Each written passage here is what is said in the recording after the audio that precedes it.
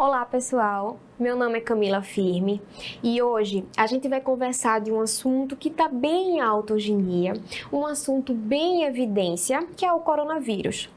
Aqui no nosso canal, a gente já tem um vídeo bem abrangente, um vídeo bem esclarecedor sobre o assunto, mas hoje a gente vai focar nas características clínicas dessa infecção, para que nós, profissionais de saúde, a gente consiga conhecer mais sobre essa doença e assim diagnosticar melhor e tratar mais esses pacientes. Então, a gente trouxe para vocês um artigo bem recente que foi publicado no dia 28 de fevereiro desse ano no The New England Journal of Medicine, cujo título é As características clínicas da infecção por coronavírus na China em 2019. Como vocês sabem, tudo começou lá na China, mais especificamente na província de Hubei, na cidade de Wuhan. Foi lá que, em dezembro do ano passado, foi identificado o primeiro caso de uma pneumonia de um patógeno desconhecido. E aí, depois de alguns estudos, identificaram que esse patógeno era um vírus de RNA, que era o beta-coronavírus. E essa pneumonia foi classificada como SARS-CoV-2, que é uma síndrome respiratória aguda grave relacionada ao coronavírus.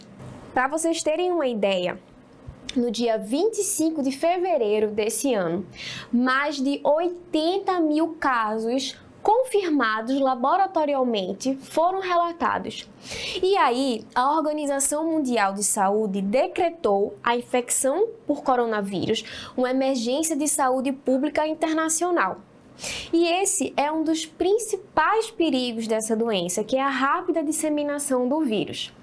Então, os autores desse artigo, eles fizeram um estudo dos casos encontrados lá na China, os primeiros casos, para que o mundo pudesse conhecer quais são as características dessa doença e também a estratificação de gravidade, como é que o paciente pode se apresentar na unidade de saúde. Quais foram os métodos do autor? Eles pegaram dados de pacientes confirmados laboratorialmente com coronavírus. Então, eles excluíram pacientes que eram apenas suspeitos e pacientes que ainda não tinham resultados. Esses foram excluídos.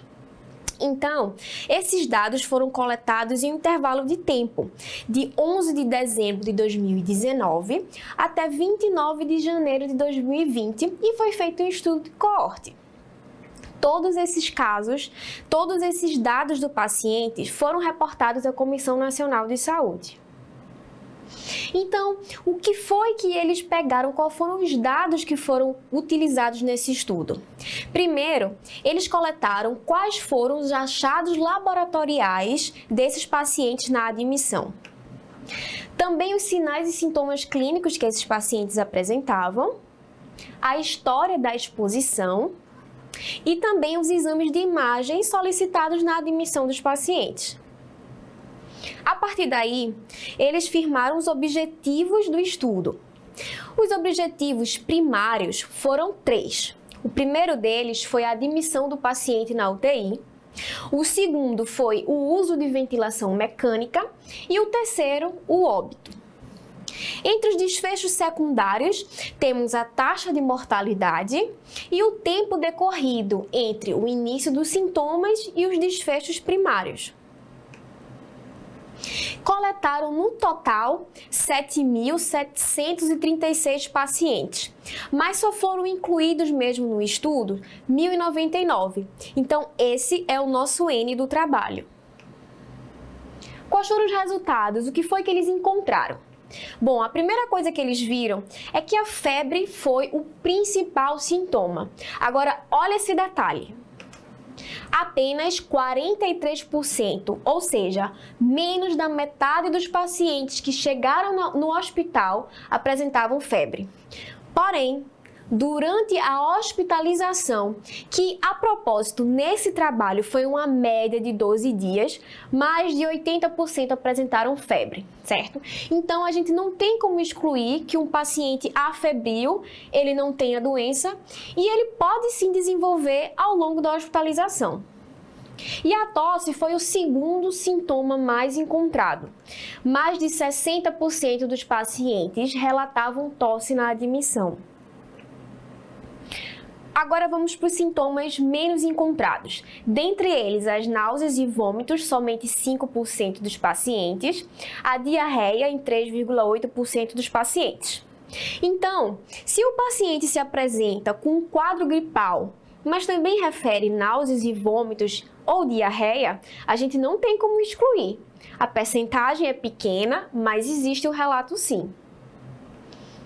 E um detalhe é que daqueles 1.099 pacientes que foram coletados os dados, 23% deles tinham hipertensão e DPOC. Outros resultados interessantes desse estudo.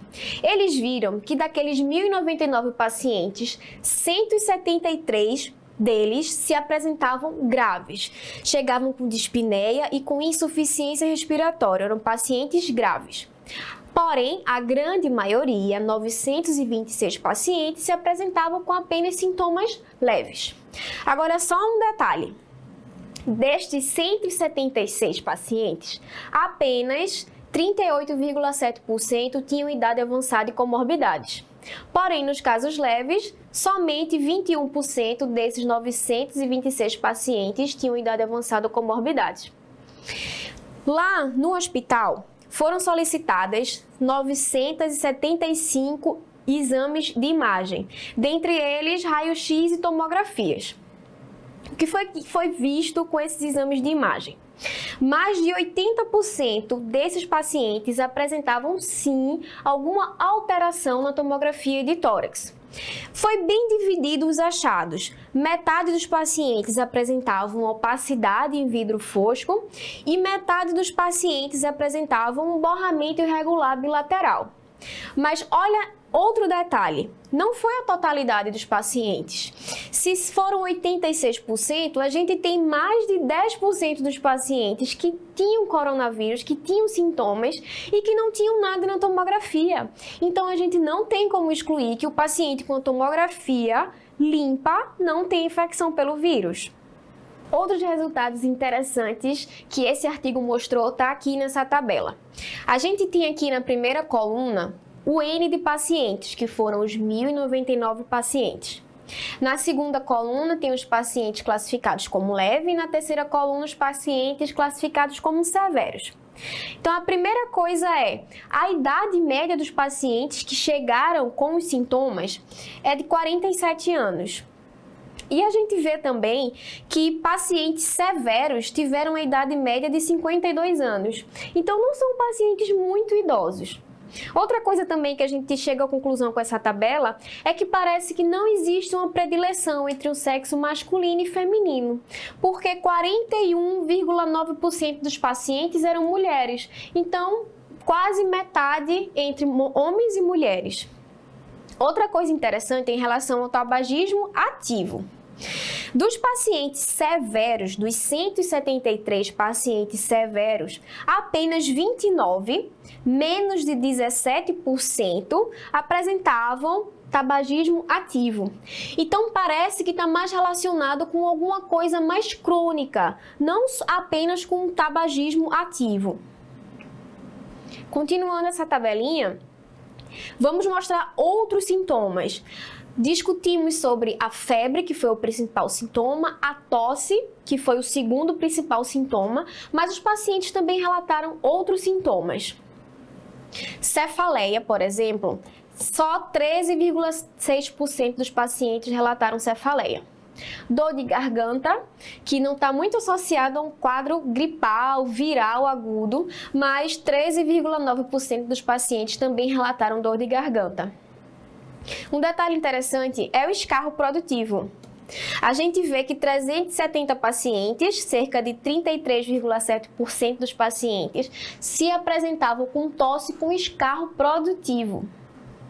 Fadiga foi o outro sintoma bem relatado. Mais de 38% dos pacientes, mais de 1/3 dos pacientes relataram fadiga e a dispneia. O que eu queria chamar a atenção para vocês é que pacientes dispneicos eles foram associados a uma doença mais severa. Então, dos 173 pacientes, 65, quase 40% dos pacientes se apresentaram dispneicos.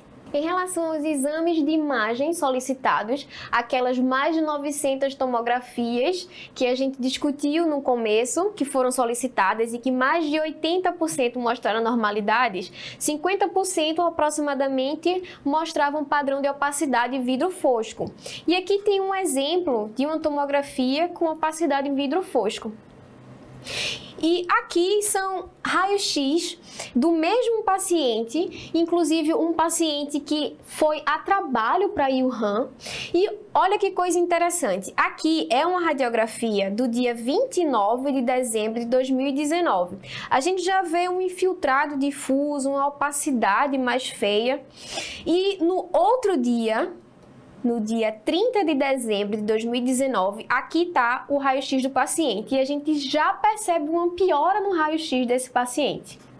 E continuando, no outro dia, na verdade 2 dias depois, no dia 1º de janeiro de 2020, essa já era a radiografia do paciente. Então a gente consegue identificar uma piora rápida, progressiva desses pacientes. E aqui esse paciente já estava entubado, olha o tubo dele. Então ele evoluiu rapidamente para uma insuficiência respiratória aguda com necessidade de ventilação mecânica. Bom, os raios-x e as tomografias de tórax solicitadas nesse estudo foram normais em quase 20% dos pacientes. Lembra que a gente já comentou? Porém, apenas 2,9% dessas tomografias normais eram casos graves e 17,9% dos exames normais eram casos leves. Então, a chance de um paciente grave ter um exame de imagem normal é bem menor. Agora vamos discutir outros resultados. De achados laboratoriais, linfocitopenia, que foi relatada num artigo como menos de 1.500 linfócitos, foram vistos em mais de 80% dos pacientes. A trombocitopenia, que no artigo foi identificado como menos de 150 mil plaquetas, foram vistos em 36,7% dos pacientes e a leucopenia em geral em 33,7% dos pacientes. Então isso já ajuda a gente na hora de diagnosticar, de aumentar a suspeita desses pacientes. Em relação aos desfechos primários, de todos os 1.099 pacientes, 67 pacientes apresentavam aqueles desfechos primários. Dentre eles, 5% foram internados na UTI, 1,4% dos pacientes foram a óbitos e 2,3% dos pacientes tiveram necessidade de ventilação mecânica assistida. Porém, nos pacientes mais graves, aqueles 173 pacientes, o risco foi de 20,6%. O autor do artigo descreve que nesses pacientes graves, eles utilizaram antibiótico terapia em mais da metade dos pacientes, utilizaram o oseltamivir, o Tamiflu, em 35,8% dos pacientes e todos foram tratados com corticoides sistêmicos. Lembrando que esse não é um artigo para tratamento, ele só citou o que foi usado nesses estudos. A gente sabe que hoje em dia já tem vários estudos testando outras drogas, então não é o foco da gente aqui. O autor só especificou o que ele usou nos estudos, certo? Então, uma das conclusões que a gente chega com esse artigo é o grande desafio diagnóstico dessa infecção, porque os achados de imagem, os achados laboratoriais são bastante inespecíficos, os sinais e sintomas também são muito inespecíficos e o paciente tem uma gravidade bastante variável. Tanto ele pode se apresentar assintomático, como chegar em insuficiência respiratória aguda. Então, isso dificulta muito o diagnóstico. Outra conclusão interessante desse artigo é que os pacientes afebris, eles podem ser subdiagnosticados.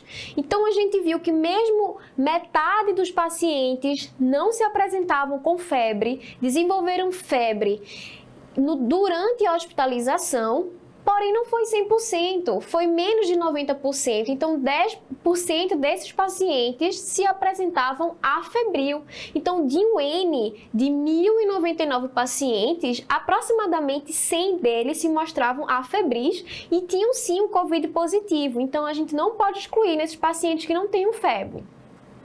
Outra coisa são os exames de imagem normais. Então, qualquer tomografia ou raio-x que não mostre nenhuma alteração também não exclui a infecção. E a gente percebeu também que o pior prognóstico está relacionado com o paciente que se apresenta dispneico com insuficiência respiratória aguda e naqueles que possuem comorbidades. Nesse artigo, essas comorbidades foram hipertensão e DPOC, que foram as mais vistas nos pacientes severos. Para a gente concluir esse estudo, foi visto que a taxa de mortalidade foi de 1,4%. Mas claro que existem vieses, como por exemplo, o número de pacientes. A gente ainda está no começo da doença, então um número muito pequeno de pacientes foram estudados, menos de 1.000 pacientes. Claro que estudos com uma população maior podem trazer dados diferentes. Outro viés são aqueles pacientes que, por qualquer motivo, lá na China, não receberam os atendimentos médicos iniciais, não procuraram a unidade de saúde. Então, esses pacientes não estão incluídos aqui, o que pode modificar a taxa de mortalidade. Outro viés são os pacientes com comorbidades. A gente viu que nesse estudo, menos de 1/3 desses pacientes tinham comorbidades. E claro, se a gente pegar um número maior de pacientes com comorbidades, a gente vai ter uma taxa de mortalidade bem maior. E por último, os critérios de inclusão. Outros estudos que tenham outros critérios de inclusão, como por exemplo, pacientes com idades mais avançadas, claro que vão ter um desfecho, um número de mortalidade bem maior. Mas essa discussão foi para a gente conhecer melhor essa epidemia, conhecer melhor o paciente que pode chegar para a gente com essa infecção e, a partir daí, melhorar a assistência à saúde. Então, pessoal, após essa discussão, a gente consegue entender melhor o comportamento desse vírus, conhecer mais como é que o paciente pode se apresentar na unidade de saúde e, a partir daí, melhorar a assistência como um todo. Espero que tenha contribuído para isso e até a próxima!